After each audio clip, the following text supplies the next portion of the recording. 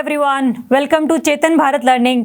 आज की इस वीडियो में हम लोग करेंगे अप्रैल 2021 के रिगार्डिंग जो करंट अफेयर्स थे उसके हम लोगों ने एमसीक्यूज के थ्रू एक बार रिवीजन करनी है। आप लोगों ने मेरे साथ इस पूरे जो पिछला साल है उसके करंट अफेयर्स हम लोगों ने किए हैं साथ में, है ना। बट अब हम लोग क्या करेंगे, हम एमसीक्यूज के थ्रू उसको रिवाइज करेंगे और जो भी उस टाइम पर अगर कोई इशू छूट गया था या फिर लेफ्ट रह गया था तो उसको हम लोगों ने इस एमसीक्यूज के साथ ही डिस्कस कर लेना है। ठीक है, तो इस तरीके से आपकी रिवीजन भी हो जाएगी और जो चीज़ें मिसिंग हो गई थी हमारी वो भी कवर हो जाएंगी। क्लियर है? चलो, फर्स्ट क्वेश्चन हम लोग करेंगे, consider the following statements regarding the स्वामित्व स्कीम। सबसे पहले जब आप एमसीक्यूज अटेम्प्ट करते हैं ना, तो सबसे पहली चीज़ आपने ध्यान रखनी है कि क्वेश्चन में पूछा क्या गया है, करेक्ट आंसर पूछा गया है या फिर इनकरेक्ट ऑप्शन पूछा गया है ना।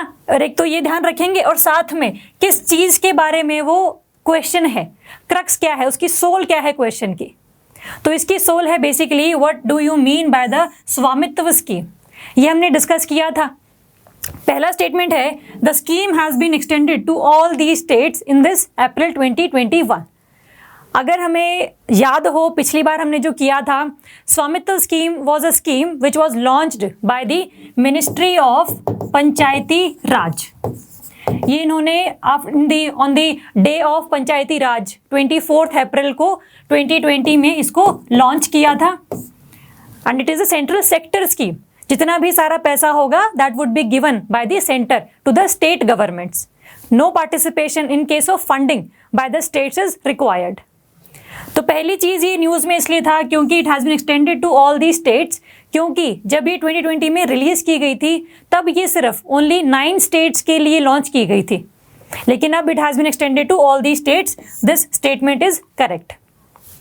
Okay, second, property card for every property in the village will be prepared by the states using accurate measurements delivered by drone mapping।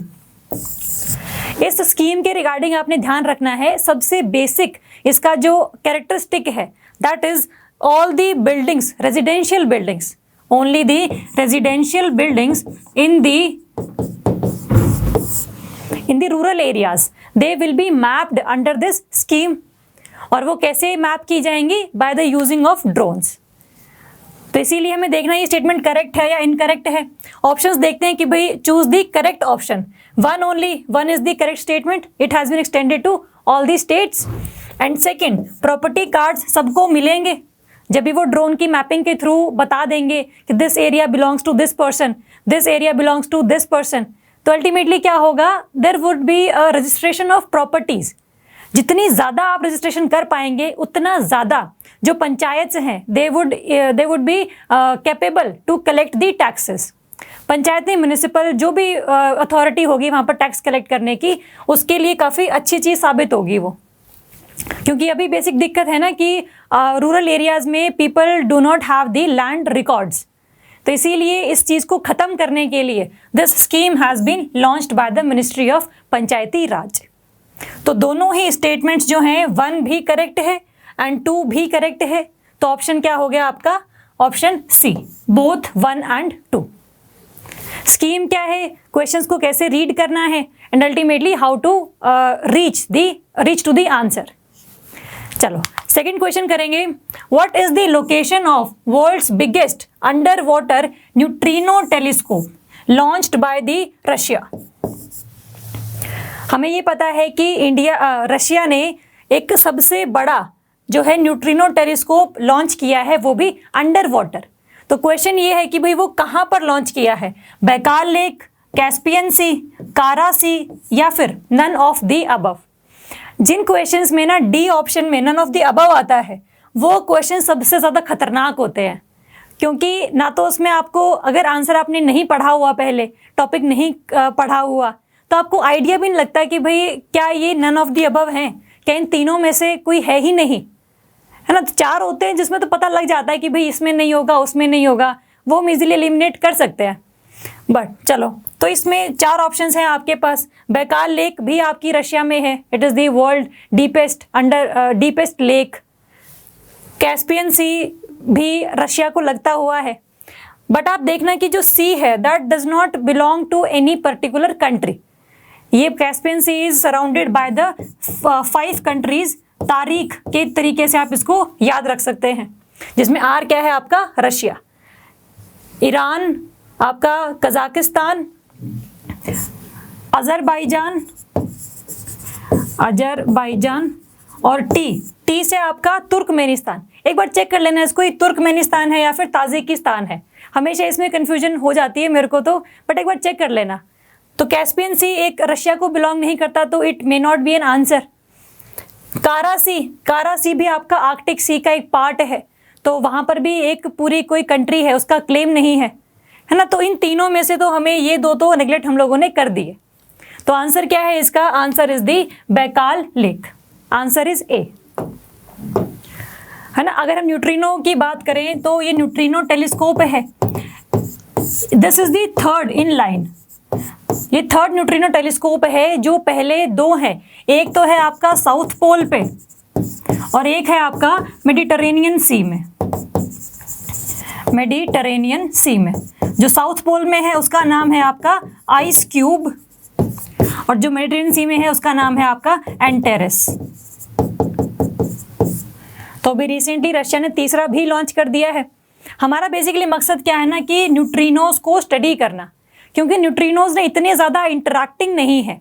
हमारी बॉडी से थाउजेंड्स मिलियंस ऑफ न्यूट्रिनोज पास कर रहे हैं, बट हमारी बॉडी में वो इंटरैक्ट नहीं कर रहे हैं, और जो चीज़ इंटरैक्ट नहीं करेगी उसको फाइंड करना बड़ा मुश्किल होता है। तो इसीलिए इनको न्यूट्रिनो टेलीस्कोप को ऐसी जगह पर रखा जाता है जहाँ पर कम से कम डिस्टर्बेंस हो, चाहे वो क्लाइमेट की डिस्टर्बेंस हो, चाहे वो ह्यूमन पॉपुलेशन की डिस्टर्बेंस हो। इन सबसे अलग रखा जाएगा ताकि जो ऑब्जर्वेशंस हैं that could be crisp and clear है। तो आपने ध्यान रखना है, जो थर्ड न्यूट्रिनो ऑब्जर्वेटरी है वो रशिया ने एक तो लगाई है, टेलीस्कोप रशिया ने लगाया है, और वो कहाँ पर है? बैकाल लेक में है। चलो, थर्ड क्वेश्चन है हमारा, consider the following statements regarding the insights mission of NASA. एक तो इसमें ही आपके पास एक क्वेश्चन है, पेपर में क्वेश्चन आ सकता है कि InSight mission is of which organization. तो आपको ध्यान रखना है it is of NASA, USA की स्पेस ऑर्गेनाइजेशन कंपनी है, सॉरी ऑर्गेनाइजेशन है। स्टेटमेंट देखते हैं, it will be the first mission to peer deep beneath the Martian surface. आज तक कोई भी ऐसा जो एक मिशन है वो ऐसा नहीं गया है कि भाई वो मार्स के जो डीप बीनीथ द सरफेस है उस चीज़ को स्टडी कर सके। तो क्या ये है या नहीं है, देखते हैं अभी। इसमें फर्स्ट स्टेटमेंट हम पढ़ेंगे पूरी, deep beneath the Martian surface studying the planet's interior by measuring its heat output and listening for Mars quakes. जैसे अर्थ पर अर्थक्वेक्स होते हैं वैसे ही मार्स पर मार्स क्वेक्स होते हैं, depending upon the tectonic plates movement on the Mars. देख, तो ये स्टेटमेंट है। Second, InSight is a part of NASA's Discovery program. NASA का डिस्कवरी प्रोग्राम चलता है, क्या ये उसका पार्ट है या नहीं है। तो इनसाइट मिशन के बारे में आपको चीज़ें ध्यान रखनी है कि ये एक ऐसा मिशन है जो मार्स के सरफेस पर, बिल्कुल जो बीनीथ द सरफेस है वहाँ पर से सॉयल कलेक्ट करेगा, सैंपल कलेक्ट करेगा, और उसके बाद उसको स्टडी करके ये बताएगा कि भाई जो मार्स की सॉइल है वो कितनी ज़्यादा कैपेबल है for the survival of life, चाहे वो प्लांट लाइफ हो चाहे वो आपकी बैक्टीरियल लाइफ हो। एक तो ये चीज़, तो दोनों ही स्टेटमेंट्स क्या हैं आपकी? ट्रू हैं। Both the statements are true. तो एक ध्यान रखेंगे आप, नासा का जो डिस्कवरी प्रोग्राम है इट इज़ कंसिडर्ड, इसमें ना कुछ चीज़ें हैं, एक तो एक्टिव मिशंस हैं, कुछ हैं आपके जो पास्ट मिशंस हैं, और कुछ हैं आपके फ्यूचर मिशंस। मतलब ये प्रोग्राम वो है जिसमें नासा पूरे यूनिवर्स के बारे में जानना चाह रहा है कि भाई actually what is it is composition, क्या ये किस तरीके से इवॉल्व हुआ, क्या ये एक्सपैंड कर रहा है तो वो क्यों कर रहा है ना, ऑल दीज क्वेश्चंस। तो अगर हम एक्टिव मिशंस की बात करें अंडर द डिस्कवरी प्रोग्राम, इसमें आपको ध्यान रखना है, एक तो है आपका ये इनसाइट मिशन जो है आपका for the study of Mars mission, and it is a lander mission. ये धरती पर मार्स पर लैंड करके वहाँ की सॉइल को स्टडी कर रहा है बेसिकली। और दूसरा है इसमें लूनर रिकॉनेसेंस ऑर्बिटर। लूनर है इसका मतलब मून की हम बात कर रहे हैं कि जो मून है उसका सरफेस कैसा है, क्या उस पर लाइट पहुंचती है कि नहीं पहुंचती है, क्या वहां पर वाटर की अवेलेबिलिटी है। तो वो एक ऑर्बिटर है जो मून की तरफ चारों तरफ घूम रहा है और ये बता रहा है डेटा अबाउट द मून। तो ये 2 मिशन हैं जो भी एक्टिव हैं अंडर द नासा का डिस्कवरी प्रोग्राम। कुछ पास्ट में भी थे बट अब वो खत्म हो चुके हैं, इसलिए हम उनको कोशिश नहीं करेंगे पढ़ने की, बहुत सारे हैं। फ्यूचर में भी कई सारे मिशंस नासा लॉन्च करने वाला है। जैसे फॉर एग्जांपल एक इन्होंने अभी बोला था कि लूसी मिशन ये लॉन्च करेंगे। लूसी मिशन है जो आपके एस्ट्रॉइड्स को स्टडी करेगा, क्योंकि हम ये कहते हैं ना कि बिग बैंग थ्योरी के बाद में जो भी चीज़ें बनी, चाहे वो प्लैनेट बने, चाहे एस्ट्रॉइड्स बने, चाहे कॉमेट्स बने, सबकी जो एक कॉम्पोजिशन है वो सेम है। सबका जो एक बोलते हैं ना एंसेस्टर जो है वो एक है। इसीलिए अगर जो एस्ट्रॉइड्स हैं they are kind of minor planets, जो प्लैनेट बनते बनते रह गए बिकॉज ऑफ अदर रीजंस।